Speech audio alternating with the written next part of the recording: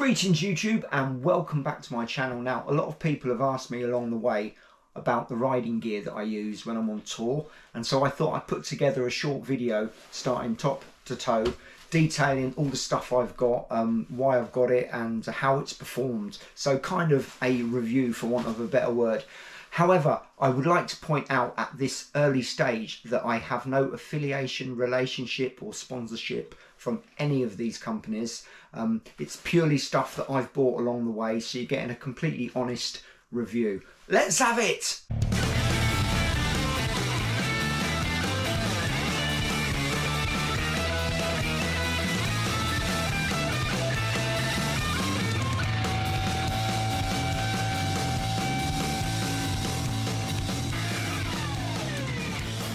So starting top to toe, like I said, obviously the helmet is going to be the first thing I'm talking about. Now, the reason behind most of my purchases is driven by budget. I have to be honest.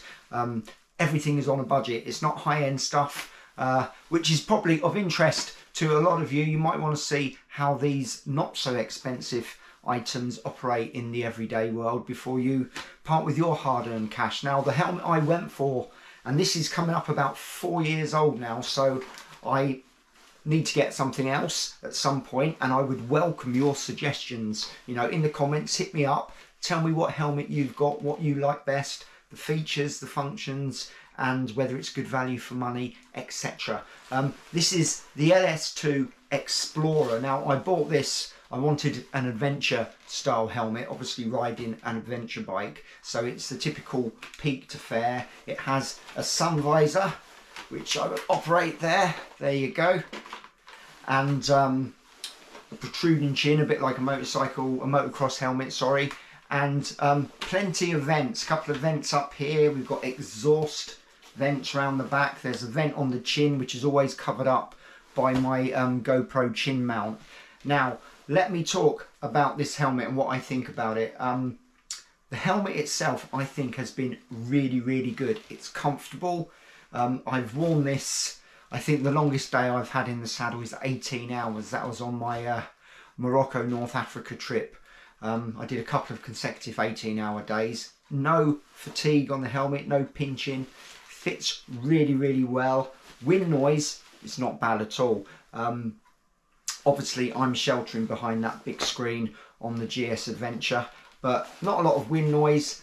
The peak seems to be well designed because it doesn't catch the wind too much and make my head kind of buffet around, apart from when I'm on, say, a sea dam in the Netherlands and the crosswinds are so strong, it's kind of trying to rip my head off, as you may have seen just recently. Now, a couple of bugbears that I have with the helmet is over the course of ownership, the little screws that hold the peak on, and indeed the visor itself, come loose. Now, it's not a massive issue. They come loose, but they're still contained. They're captive, so you don't lose the little screw. However, it means stopping on the side of the road, getting your tools out, reassembling it, pinching it up again. I could probably put Loctite on them or something, but I figure yeah, I shouldn't have to. If I want to get the visor off easily, I don't want to be breaking a Loctite seal. So that's a little bugbear. It hasn't done it for a while, but it did it sort of regularly. Every 6 months it would come loose. What else? Right, so another little bugbear I have is, and this actually is kind of a moot point now because I use this chin strap, so I can't fully close the visor ever because the straps holding the camera mount are stopping it from clicking shut. Now, that's the key word. It clicks shut, and then you have a little switch that you have to operate to free the visor. That can be fiddly with gloves on. That used to annoy me a bit, but other than that, this has been an absolutely spot on helmet. I paid for it. I can't really remember what I paid for it. It wasn't a fortune. I would have gone for it when it was in a deal possibly, but I'm just going to look behind me at the sheet of paper I've scribbled out some prices on and tell you what you would pay new for one of these. It would be 164.99 like this. It's no longer in this colour scheme, but there are similar things. I went for a fairly neutral colour scheme because I didn't want it to be kind of associated with a particular brand or anything. There is a carbon version of this, which is quite a bit dearer. That is £329.99. So that, I think, was a good buy. I've had lots of use out of it. This has done a lot of miles. As I say, over the last 4 years, I don't know how many miles, but we're getting up to the hundreds of thousands, I would think. Good bit of kit. So working top downwards, the next bit of kit is my buff. Now, this isn't necessarily motorcycle specific, you know, outdoor use, whatever, but these are typically about £17, something like that. I've just looked on Buff's website. And essential in my mind for keeping the wind off your neck, obviously, and a bit of weather out. You can get thicker ones. This is just a thin one. It's, like I say, with the helmet, it's done hundreds of thousands of miles. It's been everywhere. I've got a couple of them so they can be washed and rotated and stuff like that. I also have, for when I'm not on the adventure bike, when I'm riding my old Bonneville around, I've got a Triumph branded one, which is like extra thick for winter use, and that seems to be really good as well. But I'm not talking about that gear today. I'm talking about the adventure bike stuff, which takes me on to the jacket. Okay, so I've been using the Alpinestars Andes V3 jacket, and indeed the trousers as well, the pants as they call them. This is A rated, so it's kind of what would be considered minimum protection. Has shoulder pads, elbow pads. They're not particularly firm or hard, they're okay. Not like the ones that are inserted. These are sort of built in. They're all right. There's no back protection in it, so what I did was I put a back protector in from a Harley Davidson leather jacket that I had. Happens to fit the slot just perfectly. So what do I think of this jacket? This is pretty warm, it's not bad. It used to have a thermal liner, which I've said before in previous videos, got nicked alongside my GSA in France last year. I've never replaced the thermal liner because A, they're really expensive to buy them separately from the jacket, and B, I figure the jacket is on its last legs virtually and I'm going to have to replace everything anyway. So these days what I do is I just lay it underneath. I wear an old ski thermal top and a jumper and maybe a fleece as well, and cram it all underneath here, and it keeps me relatively warm. It is good waterproofing. If you're sitting on a motorway, in my case usually a French motorway, in torrential rain for any period of time, eventually water starts to get through. The waterproof membrane is inside the jacket, so this gets wet and heavy, and then you're relying on the inner layer to keep you warm. So when this is wet and heavy, it also, I think, makes you get a bit cold because all that cold water's being chilled. Plenty of vents in it. It's you know, nicely vented here and here, a couple round the back as well. You also have these things with the arms where you've got Velcro straps and you can pull them tight, and supposedly it captures air within that segment and that helps to keep you warm. A bugbear I have with this is when you're walking around and the top is undone, you've got Velcro down here, Velcro here. What often happens is my arm gets attached to this. It seems really petty, but it's really annoying when you're forever having to do that literally all the time. Other than that, this has been a superb jacket. So regarding the pants or trousers as you want to call them, basically everything reads exactly the same. Nicely vented, same material, same waterproofing. The thermal liner got stolen again, as I say, because it was in my panniers when the bike went. Therefore I just put a pair of jogging bottoms on underneath this if it's particularly cold. One thing I'll say is in the ice grey / dark grey material, these have been sweated into, rained on, road dirt, all that stuff many times, and these have been washed many times obviously, but the road grime does not come out. It's just stained, looks disgusting. I know they're clean, but not very nice to look at. So I do have a bugbear with these. It is the braces or suspenders, or whatever you want to call them. They attach through these little hoops. Now, they come apart really, really easily. I'll be wearing this, and the back one in particular will just pop out. Most of the time they go back in quite easily, but there's a little kind of flap inside there which sometimes get caught on the plastic hook, and the only way I can get the braces connected on the back again is if I actually undo the trousers, either take them off or twist them round and struggle with them, and that happens all the time. I don't know as I remember it happening when they were new, but it certainly happens now a lot, so that's annoying. Other than that, these have been really, really good. So price wise with these, I can't actually remember what I paid for them. It would have been a deal at some point. I think I got these from Infinity. The helmet came from a sports bike shop, but these £256 roughly for the jacket. I think that rings a bell from what I paid for it 4 years ago, something like that, and about £150 for the trousers. They don't seem to have gone up at all, but as I say, I'm due a replacement here, so any suggestions on what's really good gear would be appreciated. Yeah, and then I'll see what the budget allows me to get. Right, I'm going to take this off because I am melting in here.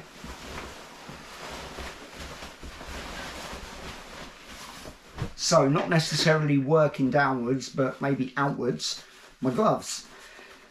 I've had multiple pairs of gloves over the years, and I think the holy grail of finding a glove that keeps you warm, dry and stays dry and doesn't turn your fingers blue with dye, etc. is virtually an impossible quest. However, glove technology has improved immeasurably over recent years, and I think they're getting close. I do use some heated gloves, but I'm not covering them in this video because they came as part of a review I did a while back, and I want this to be completely independent of any manufacturers, so it's totally unbiased, as it would be even if I was talking about the other gloves. But I don't want anybody to think that I'm saying anything because I'm getting paid to do so or getting free gear as a result. This is all stuff I've paid for. Now, these gloves are described as mid-season. I would describe them as summer riding gloves. They're alpinestars. They're the Andes V3 Dry-Star range again. They have a little bit of protection in the knuckles, not a lot. They have some leather on the hand part here on the palm. They operate the screen on my Carpio Ride. They have this retention thing, which is they call it safe retention, which is, I think, supposed to stop the glove getting torn off if the worst happens and you come off.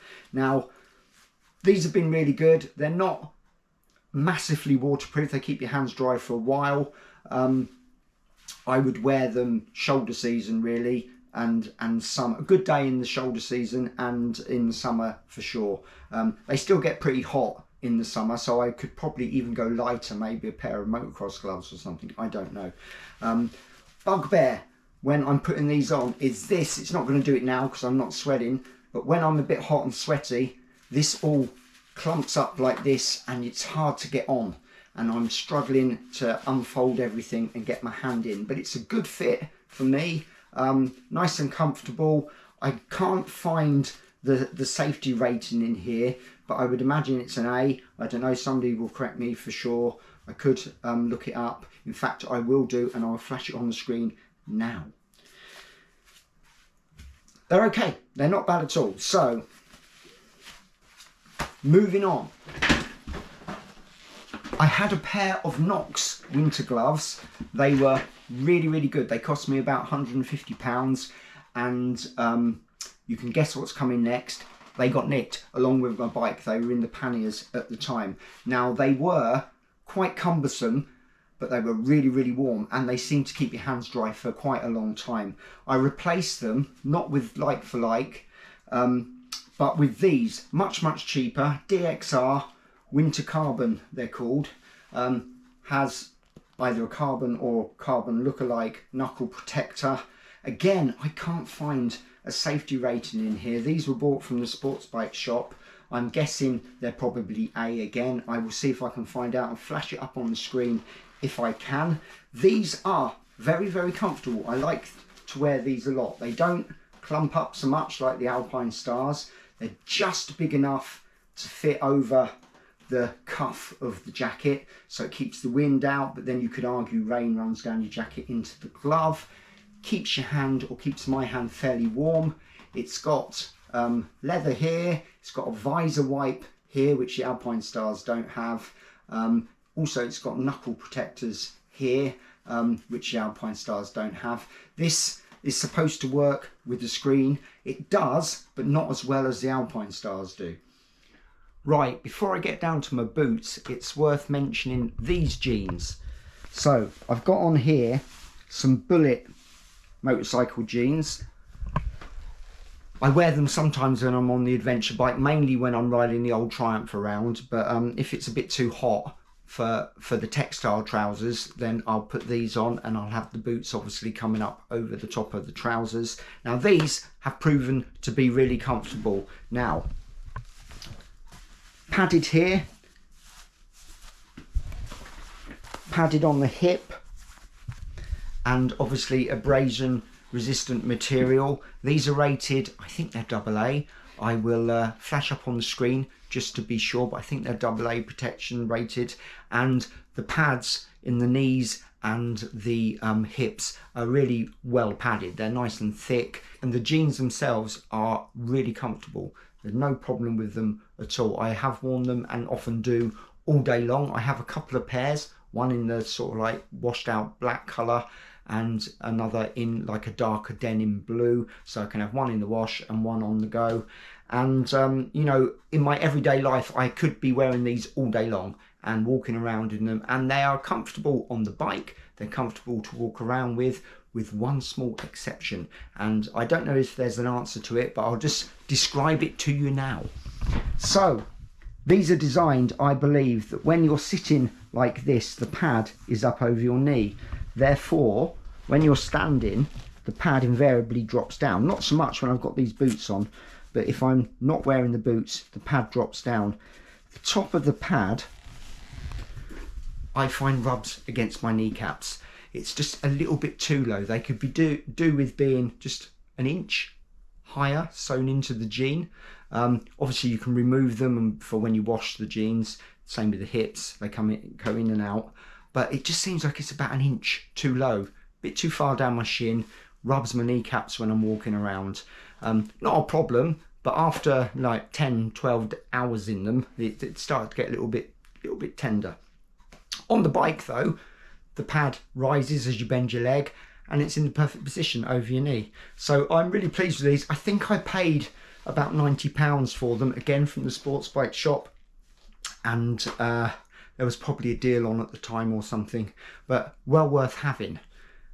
The boots though, these former boots, let me take one off and show you. I have had these boots for a long time, probably 15 years. They have probably done, I don't know, getting on for 100,000 miles. I really don't know. They have been in the Sahara Desert, deep in sand. They've been up mountain passes, on British roads in the winter, French roads in the rain. They've been worn like hiking boots. They've done 5-6 mile treks through muddy bogs, comfortable as you like. They are still, to this day, 99% waterproof. They are absolutely worn out, as you can see, like here where the sole joins the heel. They're falling apart, still doesn't let water in. The buckles are all plastic. I think on the later version of this, they're aluminium, but I've never had a problem with the buckles. The Velcro, after all this time, is now falling apart. But this is a product I 150% recommend. Really, really good. So I can't remember what I paid for these back in the day, 15 or so years ago. However, I think I bought them from a website in Germany because it was cheaper at the time to do that and have them shipped over than it was to buy them in England at the time, or the UK at the time. that's no longer the case. I think post-Brexit it would cost you more to buy them from Germany than it would here. These are about £250 currently, Sports Bike Shop and Infinity and places like that.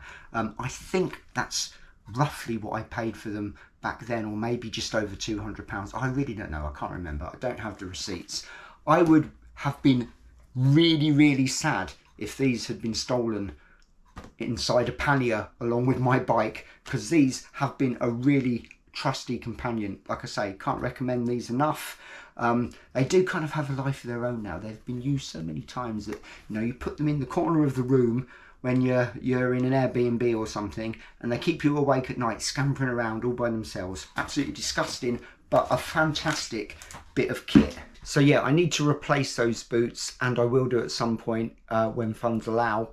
However, I'm just going to buy the same again. Why wouldn't I? I know I'm going to get really good performance for the next at least 15 years. No brainer. Great bit of kit. Anyway, that is my gear. I hope that that has in some way been informative, maybe help you make a decision on what bit of kit you might want to buy. And I hope it was of some use. If you did like today's video, please give it a like, subscribe to the channel, hit the notification button, share, all that stuff. I really appreciate that. That will help to keep these adventures rolling. And as I said, none of these products in this video have any connection to me, affiliation, sponsorship or anything. It's just stuff that I bought with my own cash along the way and used within an inch of its life, because I'm getting as much value out of it as I possibly can. As I said, it was all bought being budget conscious at the time, and as I replace stuff it will be the same again. I would love your take on all your gear, what you recommend. Obviously there's many different price brackets and ranges that you can buy gear from, and it's true, I'm sure, albeit with the law of diminishing returns, that you get what you pay for. I think all of the things that I've purchased at the price I've purchased have been good value. What do you think about your gear? What do you think I should buy? See you in the next one. Bye bye.